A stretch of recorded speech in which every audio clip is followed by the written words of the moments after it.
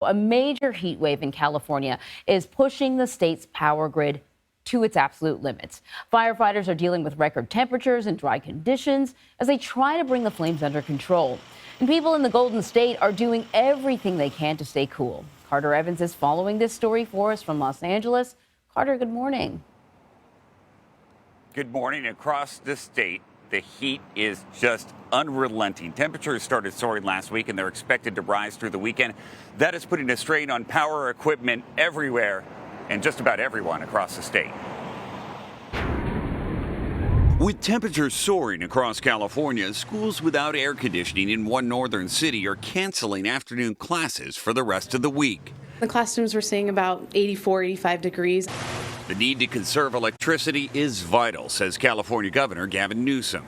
We're heading to the worst part of this heat wave, and the risk for outages is real and it's immediate.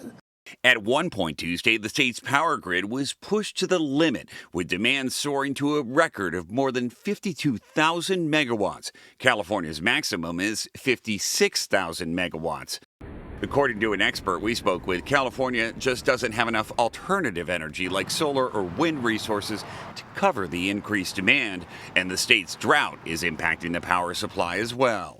The reservoirs being as low as they are, hit historical lows means that you just can't run as much water through the dams as you would like to.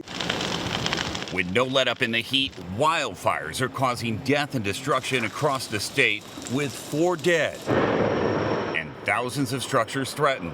Officials confirmed the 2 people who died near Hemet Monday were attempting to escape the flames. People think they have time to escape, but the way we see fires burn at the critical rates of spread, they don't have time to escape anymore. Riverside County Fire Captain Richard Cordova says wildfires are spreading faster than ever, fueled by heat, low moisture levels, and thousands of acres of dry brush. One of the issues we're also dealing with is the steep terrain and a rocky terrain also where we can't get our bulldozers in. We got to get crews in there with hand crews and do it all by hand.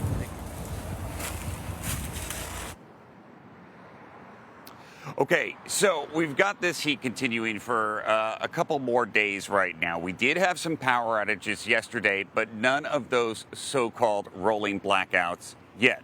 But we still got some time to go. Anne-Marie? So, people may have heard the phrase rolling blackout, but many people are not going to know what that actually means. Can you kind of tell us about what that is? Okay, so you have to look at the power grid in the state as one system. And it's drawing a certain amount of power.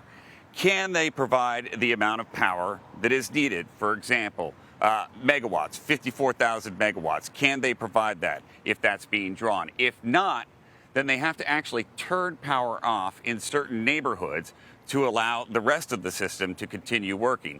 Those blackouts usually last for about 60 to 90 minutes. Then they turn it back on and move to another neighborhood. It's a way of rationing the power supply that you do have. So, Carter, is this pre-scheduled? If you live in one of these neighborhoods, do you know when you're going to lose power? No, generally you don't. Generally it comes without warning, and it's pretty quick because they're trying to keep it on as much as possible. So they would rather not turn it off unless they absolutely have to, and then they start picking and choosing. Wow. So, you were at a fire yesterday in Southern California, and we're hearing that electrical equipment might have been damaged in that fire. What can you tell us about that?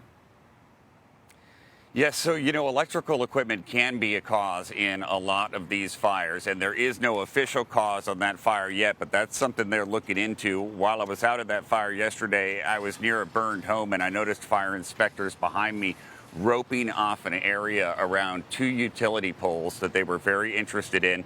The electric company for the area said that it's possible some of its equipment might have been responsible for starting that fire, and that is a fire in which 2 people died. Oh, man, and we have seen that before. Carter Evans, thank you very much.